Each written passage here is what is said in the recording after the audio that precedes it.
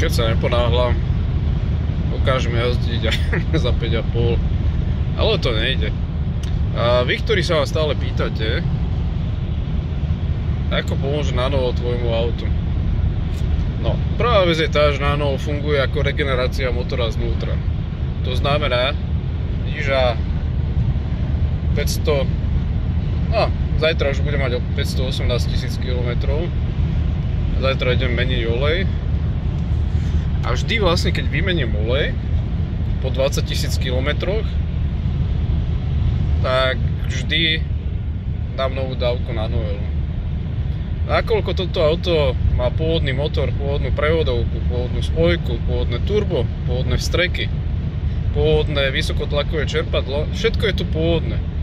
Vysokotlakové čerpadlo podľa výrobcu má vydržať nejakých 250-300 000 km, má klaknúť. Drží.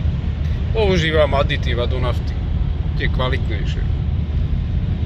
Turbo má vydržať zhruba nejakých 250-300 a potom ti klakne. Momentálne bude mať 518 a stále funguje. A je to kvôli tomu, že je tam nanoel. Nanoel, keď dáš do motora, do motorového oleja, tak ten olej ide aj do turba a ide aj do motoru. Ja mám samozrejme nanoel aj v prevodovke, preto aj prevodovka je pôvodná a stále funguje. Nanotechnológia Polyzamovo nanoel funguje tak, že mení štruktúru kovu. Aspoň mi to tak vysvetovali tí vedci, ktorí to vymysleli. Mení štruktúru kovu a ten kov sa stáva tvrdším, 6-násobne tvrdším, nejakým spôsobom zmenia jeho mriežku a jednoducho ten kov je 6-násobne tvrdší, čiže 6-násobne odolnejší. Ale zároveň tým, že sa vlastne tá nanotechnológia Polysamo zmieša s motorovým olejom, tak z celého motorového oleja sa stane nanoel a ten má 6-násobne vyššiu viskozitu, čiže 6-krát viac maže ako pôvodný olej. A ďalšia výhoda je v tom, že keď proste ty vypustíš starý olej, tak nanoel zostáva v motore.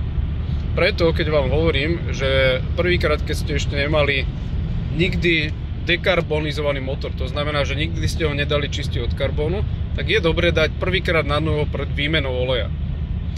Potom je to už úplne jedno, lebo nanoel vydrží v motore zhruba 50 000 km, ale 100% výkon je 25 000 km. To znamená, že keď tam prcneš celú striekačku, ktorú ti pošlem, tak 25 000 km je 100% ochrana proti usadzaniu karbónu, to znamená chráni motor proti usadeninám, ktoré poškodzujú motor a zároveň zvyšuje výkon motora v priemere 10 až 15% a znižuje spotrebu v priemere 10 až 15%.